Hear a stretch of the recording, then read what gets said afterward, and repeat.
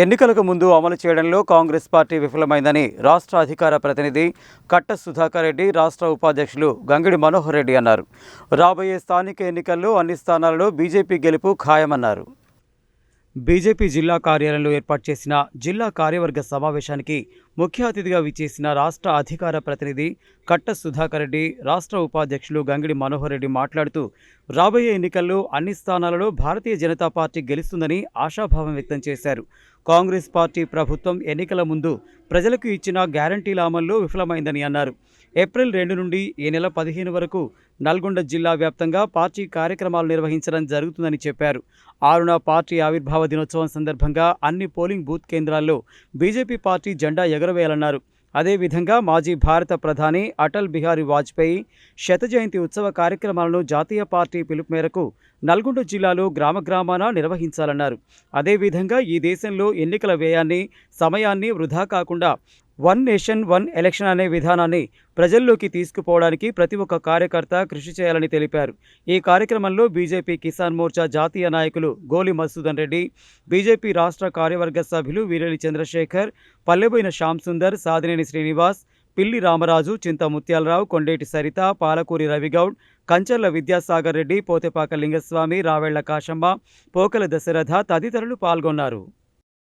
పార్లమెంట్లో ప్రవేశపెట్టినటువంటి వక్ఫ్ చట్టం ఏదైతుందో దాన్ని సవరణకు సంబంధించినటువంటి బిల్లు ఈరోజు పార్లమెంట్లో ప్రవేశపెట్టడం జరిగింది. మరి దానికి సంబంధించినటువంటి ఇబ్బందులు పడుతున్నటువంటి రైతులు కానీ, ఇల్లు కానీ ఉన్నటువంటి వాళ్ళకు దీని ద్వారా మేలు జరుగుతుందనే విషయాన్ని విస్తృతంగా ప్రచారం కల్పించాలనేది ఏదైతుందో జమినీ ఎన్నికలకు సంబంధించినటువంటిది కూడా ప్రజాభిప్రాయ సేకరణ చేయాలని, అందరికీ కూడా దీనివల్ల జరిగేటటువంటి ఒక మేలు ఏదైతుందో ఈరోజు అత్యధికమైనటువంటి వ్యయం అవుతున్నది, అదే రకంగా సమయం వృధా అవుతున్నది, అభివృద్ధి పనులకు ఆటంకం కూడా తరచుగా కలుగుతుంది. కాబట్టి వీటన్నిటిని నిరోధించడానికి ముఖ్యంగా ఈ తెలంగాణ రాష్ట్రంలో ఈరోజు ఉన్నటువంటి ప్రభుత్వము ఈరోజు యూనివర్సిటీ భూములను, సెంట్రల్ యూనివర్సిటీకి సంబంధించినటువంటి 400 ఎకరాల భూమిని అమ్మి ఈరోజు ఆక్షన్ పెట్టేసి దాని ద్వారా వచ్చేటటువంటి డబ్బులతోని ఈరోజు ఈ రాష్ట్ర ప్రభుత్వం చేస్తున్నటువంటి అప్పులు తీర్పాలని, అప్పులకు చేసినటువంటి మిత్తిలు కట్టడానికి, అదే రకంగా ప్రజలకు ఇచ్చినటువంటి హామీలు అమలు చేయడానికి, సంక్షేమ కార్యక్రమాలని తెగనమ్మాలనేది అయితే ప్రయత్నం చేస్తున్నారో దీన్ని భారతీయ జనతా పార్టీ అడ్డుకుంటున్నది. ఈరోజు రైతు భరోసా రాష్ట్రంలో అమలు అవ్వటం లేదు, ఇందిరమ్మ ఇండ్లకు దిక్కే లేదు, మరి రేషన్ కార్డులకు పంపిణీ కూడా అర్ధంతరంగా ఆగిపోయింది.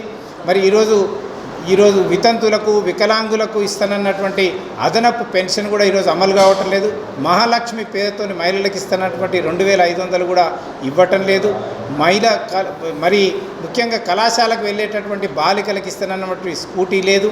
కళ్యాణ లక్ష్మి పేద పిల్లలు ఎవరైతే పెళ్లి చేసుకున్నారో వాళ్ళకి ఇస్తానన్న తులం బంగారం లేదు, నిరుద్యోగ భృతి లేదు. కాబట్టి వీటన్నిటి విషయంలో కూడా ప్రజలను చైతన్యపరిచి వాళ్ళు చేసినటువంటి మోసాన్ని ఎండగట్టి వాళ్ళని నిలదీసే విధంగా ప్రజలను చైతన్యపరుస్తూ ఉన్నాం. కేంద్ర ప్రభుత్వం నిధులు ఇస్తుంది కాబట్టి భారతీయ జనతా పార్టీ డిమాండ్ చేస్తున్నాం. ప్రతి ఒక్క డీలర్ షాప్ కూడా ఖచ్చితంగా మన యొక్క భారత ప్రధానమంత్రి నరేంద్ర మోడీ గారి యొక్క ఖచ్చితంగా వారి యొక్క ఫోటో ఉండాలని భారతీయ జనతా పార్టీ గతంలోనే కేంద్ర మంత్రి నిర్మలా సీతారామన్ గారు వచ్చినప్పుడు కూడా, మిగతా రాష్ట్రాలు అమలు చేస్తున్నప్పుడు కూడా ఈ రాష్ట్రంలో ఫెడరల్ సిస్టంలో పూర్తిగా కూడా కేంద్రం నుండి ప్రధానమంత్రిని అగౌరవపరిచే విధంగా ఈ రాష్ట్ర ప్రభుత్వం ప్రవర్తించడాన్ని తీవ్రంగా ఖండిస్తున్నాం. ప్రతి రేషన్ షాప్ వద్ద ఖచ్చితంగా 40 రూపాయలు కేంద్ర ప్రభుత్వం ఇస్తుంది. కాబట్టి ఖచ్చితంగా భారత ప్రధానమంత్రి నరేంద్ర మోడీ గారి యొక్క చిత్రపటాన్ని ఖచ్చితంగా ఉండాలని, లేనట్లయితే పెద్ద ఎత్తున ఉద్యమం చేస్తామని ఈ ప్రభుత్వాన్ని హెచ్చరిస్తూ ఉన్నాను.